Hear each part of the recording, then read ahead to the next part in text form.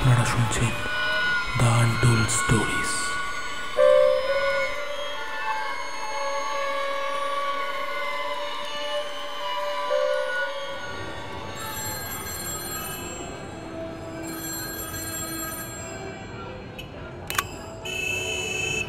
Hello, দেবকান্তি বলছেন? বলছি। আপনি কে? সুকর্ণ। কে সুকর্ণ? গোয়েন্দা সুকর্ণ। আরে স্যার, আপনি বলছেন? আপনি এত বিখ্যাত মানুষ আর আমি আপনাকে চিনতেই পারিনি। দেখুন দেখি। বিখ্যাত আমি এখনো হইনি। কি যে বলেন স্যার। বলছি, আপনি তো দ্য আনটোল্ড স্টোরিজ অডিও চ্যানেলে পাঠ করেন। আপনি আমাদের গল্প শোনেন? কি বলছেন স্যার? শুনি, আর এও শুনেছি আপনারা পারমিশন ছাড়া আমার একটি সত্য ঘটনাকে গল্প বানিয়ে নিজেদের চ্যানেলে ছেড়ে দিয়েছেন। নাম দিয়েছেন চূড়া রহস্য। এটা একটা নাম, গল্প ছেড়ে দিন, নামটা পর্যন্ত ধার করা। সরি স্যার, আমি আজকে দ্য আনটোল্ড স্টোরি টিমের সাথে কথা বলছি, আর এইভাবে আপনার সত্য ঘটনাকে গল্প বানাবো না স্যার। না, বলবেন না, বরং শ্রোতাদের শোনাবেন। তবে এবার থেকে গল্প পাঠাবো আমি, আমার নিজস্ব অ্যাডভেঞ্চারের গল্প আপনারা পৌঁছে দেবেন মানুষের কাছে। হ্যাঁ, না মানে হ্যাঁ স্যার, অবশ্যই করব। আর বলছি, আপনি একদিন আমাদের অফিসে আসুন না, দারুণ মজা হবে।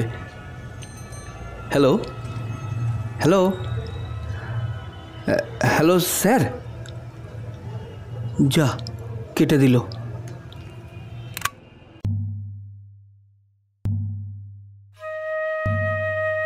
অদ্ভুত সব রহস্য যেন অদৃশ্য সুতোয় আমায় টেনে আনে। আমি সুকর্ণ, আর আমার সহচর ভোম্বলদা। এখন থেকে আপনারা শুনতে পাবেন দ্য আনটোল্ড স্টোরিজ অরিজিনালস। আমি গোয়েন্দা সুকর্ণ, আমার সহচর ভোম্বলদা। গল্পের রচয়িতা ও গোয়েন্দার চরিত্রে সুরজিৎ প্রামাণিক, অন্যান্য চরিত্রে ময়ূখ চ্যাটার্জি, দেবকান্তি মহাদানী এবং তুষারকান্তি ঘোষ। আবহ পরিকল্পনায় মিস্টার ভোম্বল। দ্য আনটোল্ড স্টোরিজের দর্শকদের জন্য একটি খুশির খবর। একই সন্ধ্যায় দুটি নাটক। আগামী 30শে আগস্ট শনিবার হাতিবাগান বয়েজন লাইব্রেরি হলে সন্ধ্যা 6টা থেকে। প্রথম নাটক ফেরা দ্য হোমকামিং, প্রযোজনা কাব্যকলা মনন ও দেবান্তরা আর্টস। দ্বিতীয় নাটক যথার্থ চরিত্রহীন, প্রযোজনা ব্যান্ডেল আত্মিক। যোগাযোগ নম্বর 8017460232। Social media partner Rangadarpan. ধন্যবাদ। শুরু করছি আমাদের আজকের গল্প, হারানো হাড়ের অভিশাপ।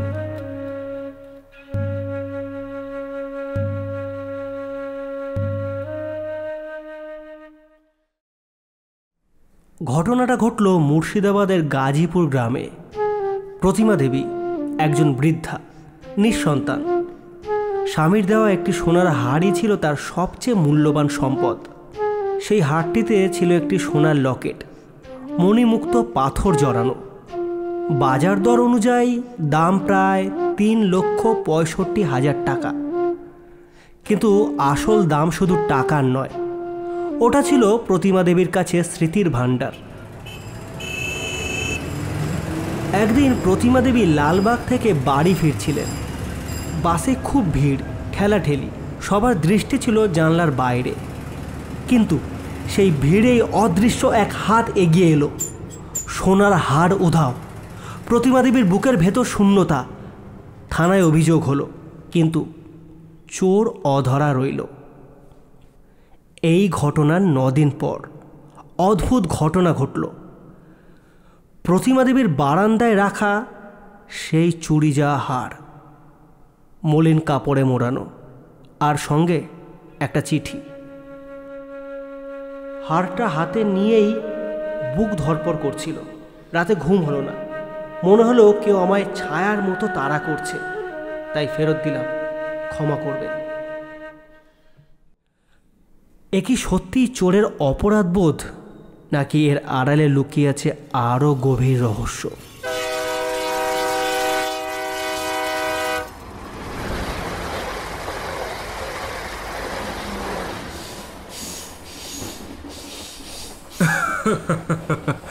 দেখো ভাই, মুর্শিদাবাদের রহস্য হলে কি হবে, আমার পেটের রহস্য কিন্তু মেটাতেই হবে। মুর্শিদাবাদের বিখ্যাত সেই ছানা বড়া কিন্তু আমার চাই চাই। আপনি যতই ভূত খুঁজুন, আমি কিন্তু মিষ্টির দোকান খুঁজবো। হ্যাঁ ভম্বলদা, তোমার খিদে কখনো কমবে না। তবে হ্যাঁ, রহস্য মেটানোর পর তোমার ভোজ আমি আগে করাবো, বুঝলে? কিন্তু মনে রেখো, এই কেসে শুধু চোর নয়, ভয়ও আমাদের প্রতিদ্বন্দ্বী। এইভাবে আমরা রওনা দিলাম মুর্শিদাবাদের পথে, হারানো হারের অভিশাপের রহস্য উন্মোচন করতে।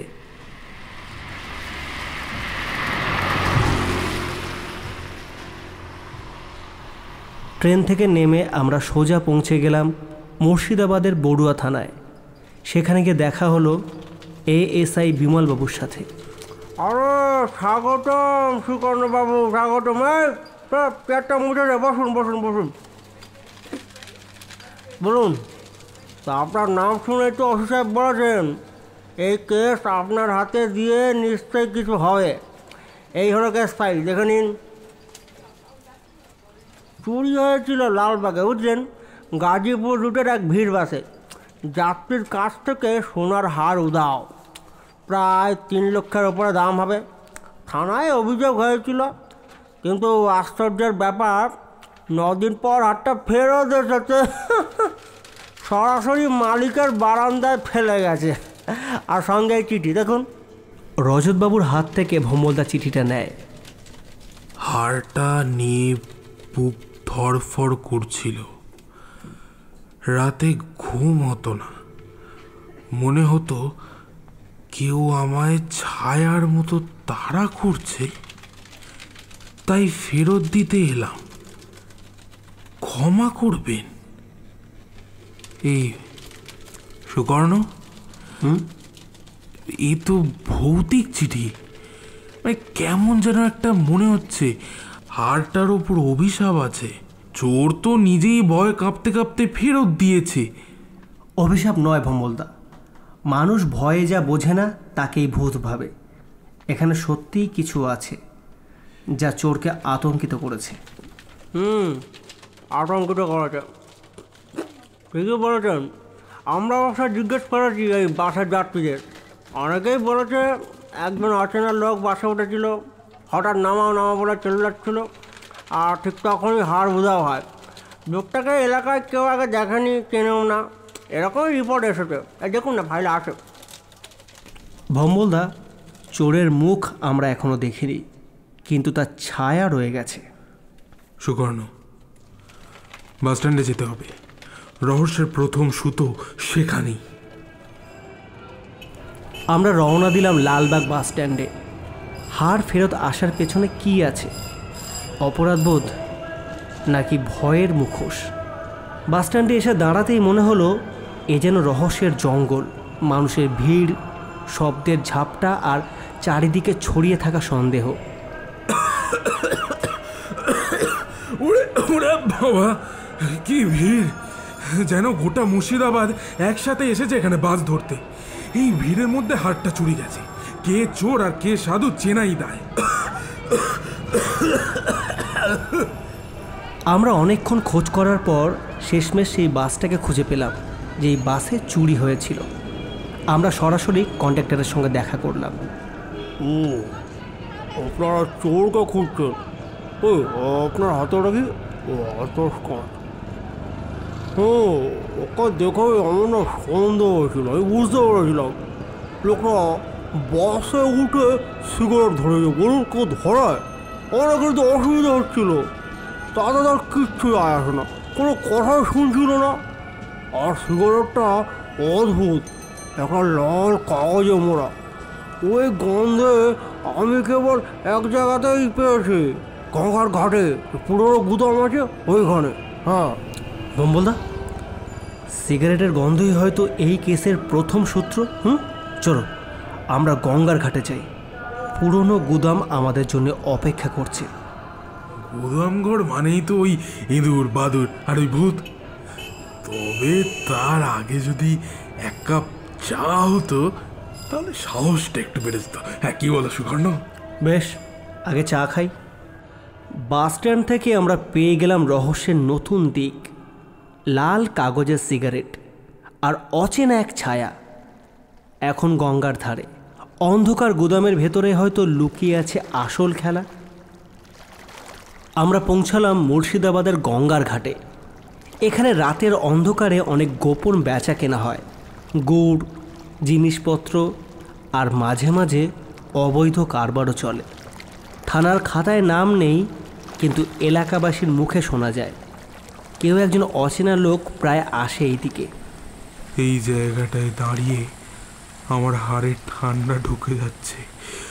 হঠাৎ যদি ভূত এসে গলা টিপে ধরে, তাও আবার যদি চোরের ভূত হয়। ভূত নয় ভোমলদা, ভূত নয়, মানুষই বেশি ভয়ঙ্কর। তুমি শুধু আতস কাঁচটা হাতে রাখো, তারপর আমি দেখে নিচ্ছি। সুকর্ণ, এই যে বাড়ির ওপর আলগা ছাপ, কারোর পায়ের চিহ্ন, কিন্তু জুতোর নয়, খালি পায়ের মতো লাগছে, আরো একটু বড় মাপের। আর ভালো করে দেখো, চিহ্নগুলো গুদামের দিকে যাচ্ছে। মানে কেউ এখানে এসেছিল, সম্ভবত যাকে আমরা খুঁজছি। কি বলো তুমি? ভেতরে ঢুকবে? আমার মনে হচ্ছে এর ভেতরে কফিনে ভরা ভূত লুকিয়ে আছে। না না না না না না না, ভোমলদা, ভয় পেলে চলবে না, ভয় পেলে আমাদের চলবে না, কারণ রহস্য এখানেই লুকিয়ে আছে। গুদামের মেঝেতে ছড়ানো ছিল কয়েকটি অদ্ভুত জিনিস। একটা লাল রঙের সিগারেটের খোসা, পুরনো গামছা, আর এক ফোঁটা শুকনো রক্ত। রক্ত? সুকর্ণ, এ তো অডিও স্টোরির চেয়েও ভয়ঙ্কর ব্যাপার স্যাপার। তবে কি চোরের সঙ্গে খুনও জড়িত? আরে ভোমলদা, তুমি আমার সঙ্গী, আমি গোয়েন্দা, আর তুমি রক্ত দেখে ভয় পাচ্ছ। তবে খুন কিনা চুরি সেটা এখনো অবধি আমি নিশ্চিত নই। তবে যে লোক হাড় চুরি করেছিল সে এখানে এসেছে, আর এই লাল সিগারেট এই এলাকায় শুধু একজনই খায়। মানে আমরা কি চোরকে চিনি? জানি না, তবে তার ছায়াকে আমরা চিনেছি। নামটা বের করতে হবে। ওই যে বাস স্ট্যান্ডে কন্ডাক্টর আমাদের বললো না, বাসে একজন অচেনা লোক উঠেছিল, সেই হতে পারে। হঠাৎ বাইরে পায়ের কারো শব্দ শোনা গেল, টিনের উপর লাফানোর আওয়াজ, কেউ যেন ছুটে পালাচ্ছে। সুকর্ণ, ওদিকে দেখ, কে পালাচ্ছে। হ্যাঁ, তুমি ওই দিক থেকে ধরো, আমি এই দিক থেকে যাচ্ছি। চল। অন্ধকার গঙ্গার ধারে ছায়ার মতো কেউ আমাদের চোখের সামনে দিয়ে পালালো। এবার খেলা জমবে, কারণ রহস্যের আসল মুখোশ এবার খুলতে চলেছে। গঙ্গার ঘাট থেকে ছায়াটা হাওয়ার মতো মিলিয়ে গেল। আমরা পেছন পেছন ধাওয়া করতে লাগলাম। চারিদিক অন্ধকার, শুধু কুয়াশা আর নোনা জলের গন্ধ। হঠাৎ গুদামের ভেতর থেকে সরু সিঁড়ি বেয়ে কে যেন নিচের দিকে নেমে গেল।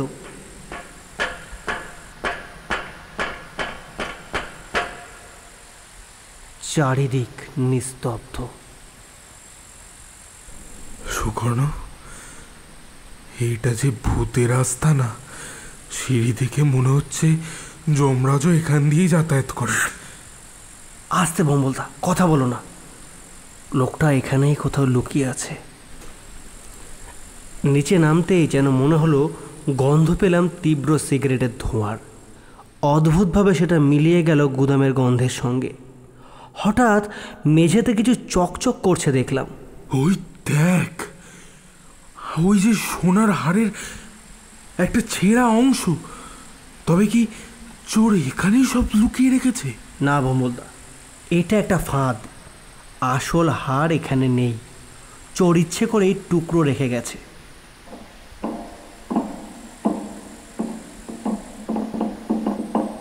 ওরে বাবা রে, এই কে যেন আমাদের উপর দিয়ে ছুটে গেল। এই সুকর্ণ, ভূত হলে আমি কিন্তু এখনই পালাবো।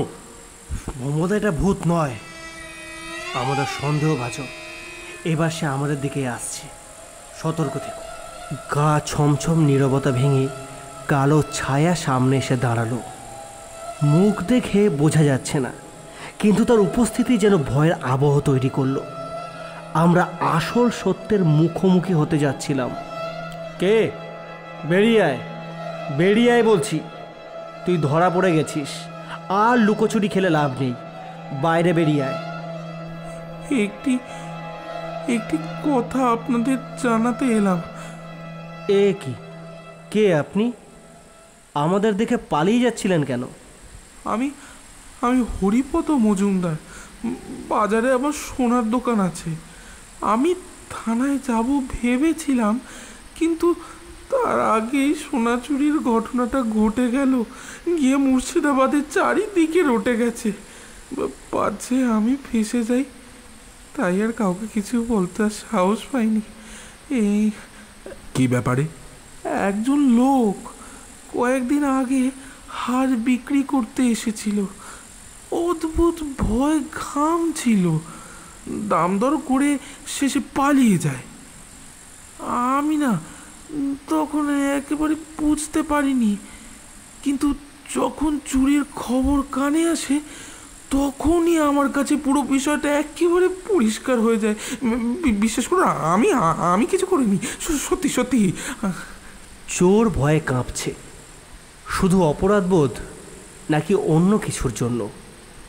সুকর্ণ, আমরা এত দূরে এসে একটা সাধারণ চোরকে ধরতে পারলাম না, তবে আমার ছানা বড়া এই যা প্রাপ্তি। আচ্ছা, আমাকে তুই একটা জিনিস একটু বুঝিয়ে বলতো, এই যে চোর চুরি করে আবার ফেরত দিয়ে গেল, এটা ঠিক কি ঘটলো? আমার এখনো মাথায় একেবারে ঢুকছে না। ঢুকছে না? হাড়ের ওই অদ্ভুত লকেটের ভেতর একটা ছোট্ট যন্ত্র আছে। যন্ত্র? মানে যন্ত্র মানে এটা কি বলছিস তুই? মাইক্রো ট্র্যাকিং ডিভাইস, যেটার মধ্যে আলো ও কম্পন বের হয়, ঠিক ভূতের মতো অনুভূতি দেয়, বুঝলে?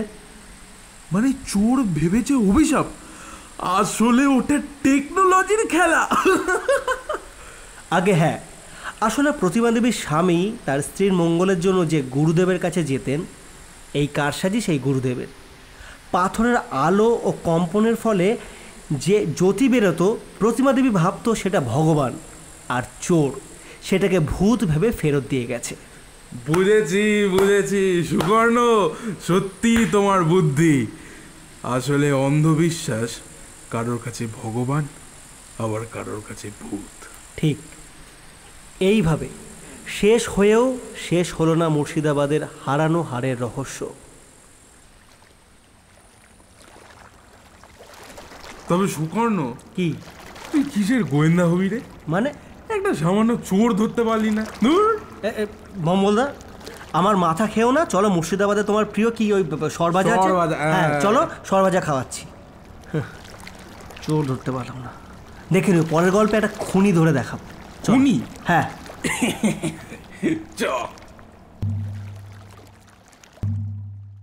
দ্য আনটোল্ড স্টোরিজের দর্শকদের জন্য একটি খুশির খবর। একই সন্ধ্যায় দুটি নাটক। আগামী 30শে আগস্ট শনিবার হাতিবাগান বয়েজন লাইব্রেরি হলে সন্ধ্যা 6টা থেকে। প্রথম নাটক ফেরা দ্য হোমকামিং, প্রযোজনা কাব্যকলা মনন ও দেবান্তরা আর্টস। দ্বিতীয় নাটক যথার্থ চরিত্রহীন, প্রযোজনা ব্যান্ডেল আত্মিক। যোগাযোগ নম্বর 8017460232। Social media partner Rangadarpan. ধন্যবাদ।